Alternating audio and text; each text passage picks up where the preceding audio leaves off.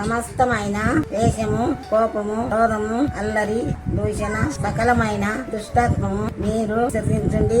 ఒకని ఎడల ఒకడు దయ కలిగి కరుణాహృదయులై క్రీస్తునందు దేవుడు మిమ్మును క్షమించిన ప్రకారము మీరును ఒకరినొకరు క్షమించండి.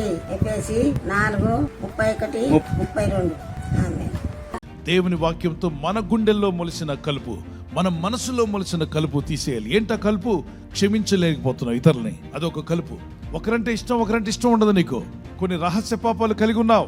ద్వేషం, అసూయ, క్రోధం, మత్సరం, ఇవన్నీ కలుపు లాంటివి.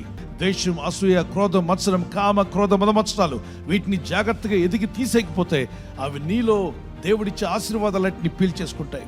నీ మనసును కృంగదీస్తాయి, దేవునితో డిస్కనెక్ట్ చేస్తాయి. వాటిని తొలగించాలి. ఎల్లప్పుడూ ప్రేమ, దయ, కనికరము వీటిని మాత్రమే కలిగి ఉందాం.